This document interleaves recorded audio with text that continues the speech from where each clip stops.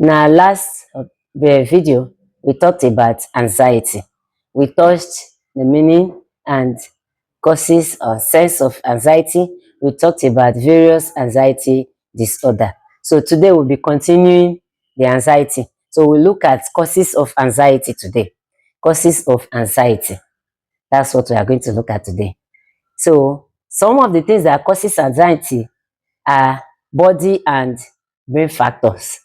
I call them body and brain factors. In this body and brain factor, we have family history of anxiety. So if your family has suffered, if you have a member of your family, maybe father or mother, or auntie or uncle, that have suffered from an anxiety issue before, then you may be predisposed to suffering anxiety disorder if your anxiety is not checked. Then we also have changes in brain. That's where the brain factor comes in. Changes in brain, especially as people get older. As individuals get older, we know that our hormones, some of them will begin to deplete. Some of them will begin to malfunction. Some of them will be produced in excess. So when we have such situation, then anxiety issues may begin to set in, especially with the experiences, life experiences of the person. Anxiety issues will begin to set in. That's why we must mind our family history as well as our health, our individual, personal, physical health. We must mind it as we age in life.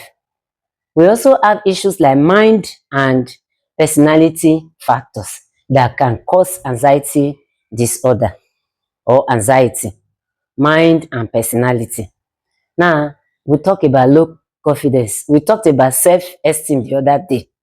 And there we saw people that have low self-esteem.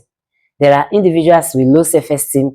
People that have low self-esteem, they will always want to be perfect in everything they do, because they will feel that people will begin to stigmatize them, or people will begin to embarrass them if they are not perfect in what they are doing. So that one will cause anxiety, since the person knows that, feels that if I do it, they will laugh at me. If I do this, if I say this, they will look at me as somehow. I am not as educated than this as other people. I am not as worthy as this man. I am not as worthy as this lady. So I can't stand close to her. I can't talk when she's talking, or I can't talk when he's talking. When you feel like that, you begin to see that you are anxious. Your anxiety will begin to creep in, will begin to increase by the day, especially when you see such people that you have low self-esteem around. When you see them, you begin to see that your anxiety is climbing, begin to climb. So another issue is life experiences. Life experiences can make people to be anxious, can make people anxiety to rise. Life experiences like people, I'm just making an example, people that experience maybe something like a armed robbery attack. You have seen gun. Somebody has pointed a gun at you, face to face, like as if he will kill you now. You thought that you are even dead. In your mind, it's finished. And all of a sudden, God helped you and it didn't shoot. Yeah, you didn't die. So that one may reoccur in your mind again, may pop up in your mind, and you begin to be anxious. So that's something that can cause anxiety as well. Another thing that can cause anxiety is stressful work. Stressful work. If your work is stressful, it can make you anxious. Your anxiety can rise with your work. When you sleep at night, you begin to think of your work. I used to do a work like that before. In the night, even when I'm sleeping, I'll be dreaming that, work, oh, they're shouting, my boss is shouting at me that I didn't finish my task, I didn't meet target, and I know that. So some work can make you anxious like that. Especially, let's assume, even for students, your schoolwork is loaded, it's about exam time, they'll be going to classes, you have to read, cover up some schemes and all that. That one can make one anxious. Anxiety level will rise. Okay? When people also don't have money, it also makes one anxious. Lack of money. Don't have money as a father, school fees is coming, school fees drive will soon start. House rent is about expiring or has expired. the landlord will soon come. Landlord is not around, but it's coming next week. Anxiety has started. You know, next week, tomorrow is market day.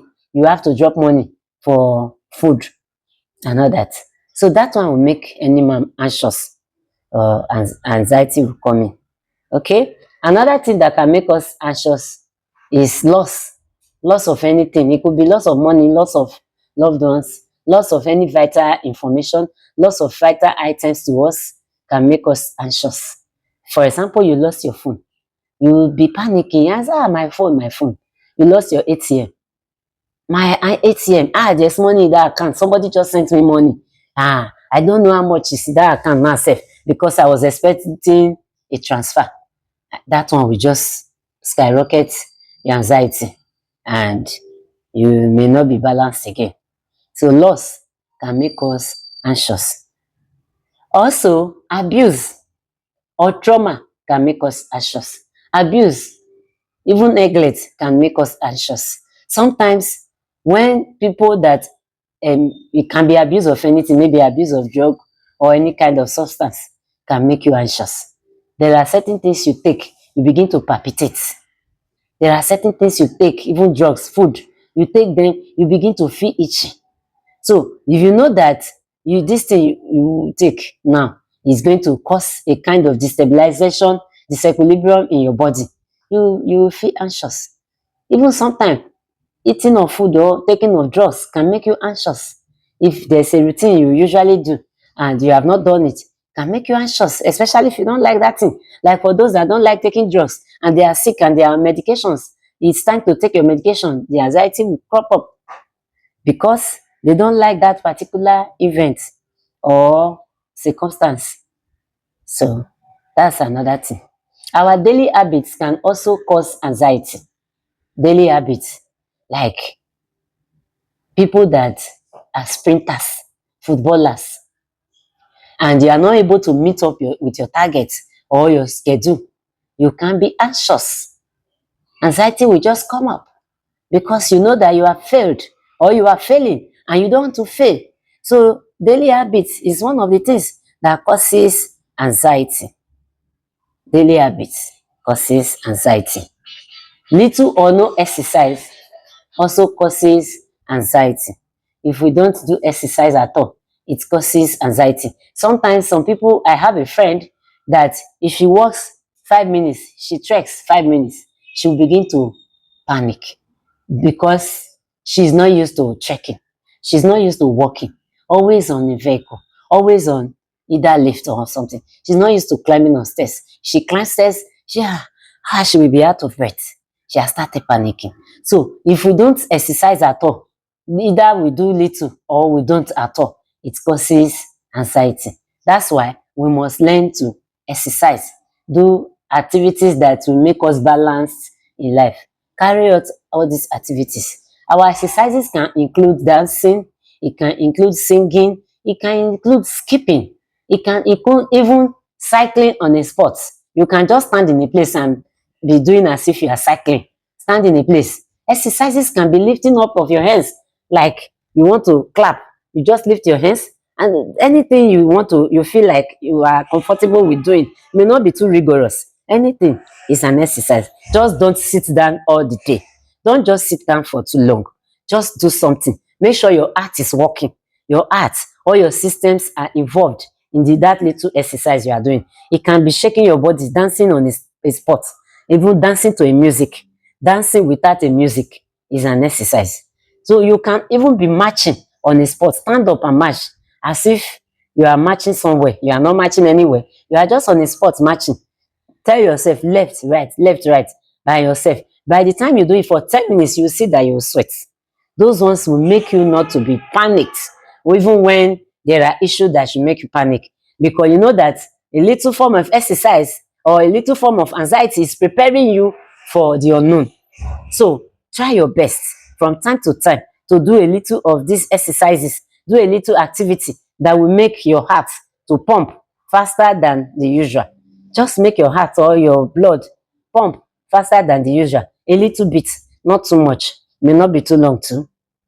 That's a way of reducing anxiety.